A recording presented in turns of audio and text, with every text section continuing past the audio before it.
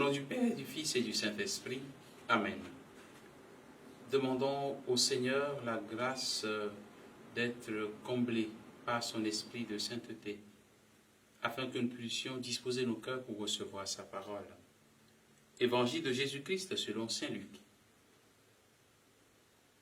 En ce temps-là, il arriva que Jésus, passant à travers villes et villages, proclamait et annonçait la bonne nouvelle du règne de Dieu. Les 12 l'accompagnaient, ainsi que des femmes qui avaient été guéries de maladies et d'esprits mauvais.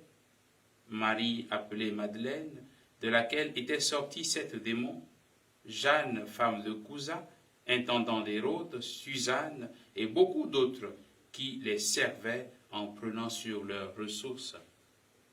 Acclamons la parole de Dieu. Louange à toi, Seigneur Jésus. Bien-aimés frères et sœurs en Christ, nous sommes aujourd'hui le vendredi 17 septembre. Dans la parole d'aujourd'hui, nous voyons comment Jésus est accompagné de ces 12 apôtres, ces 12 intimes. Mais non seulement il y avait ces 12 apôtres, mais aussi il y avait beaucoup d'autres femmes qui servaient Jésus et ses apôtres avec leurs ressources, des bienfaitrices donc que Jésus avait. Et l'Évangile nous dit que parmi ces femmes, en tout cas la plupart, étaient des gens qui ont été guéris. Comme quoi, comme nous l'avons dit hier, celui à qui on a beaucoup pardonné, celui-là montre beaucoup d'amour. Et c'est le cas de ces femmes à qui le Seigneur a beaucoup fait en les délivrant de leurs démons, en les délivrant de tout ce qu'il y avait en elles et qui les empêchait de vivre dignement leur vie d'enfants de Dieu. Et voilà qu'elles manifestent tout leur amour pour Jésus et pour ses disciples en les suivant, mais aussi en leur donnant ce dont ils ont besoin pour continuer la mission. Ces femmes, après être guéries, s'attachent à Jésus. Cela donc nous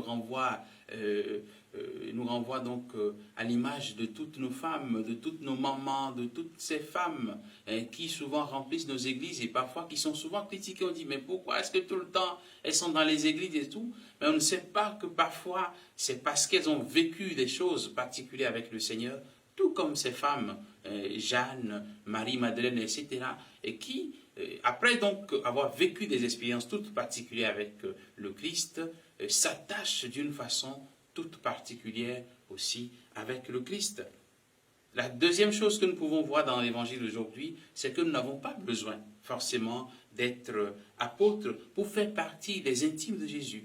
La preuve, nous l'avons dans l'évangile d'aujourd'hui, où Jésus a le groupe des 12, les apôtres également, d'accord, mais également en plus donc de ce groupe, il y a ces femmes qui sont là et qui participent et qui voient et qui vivent avec Jésus, qui partagent son quotidien. Ils voient comment il vit avec ses apôtres.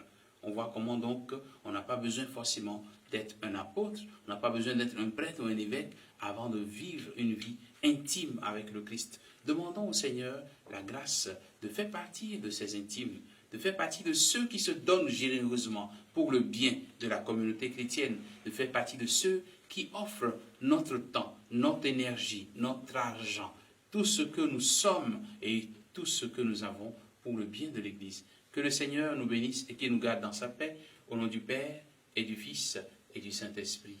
Amen.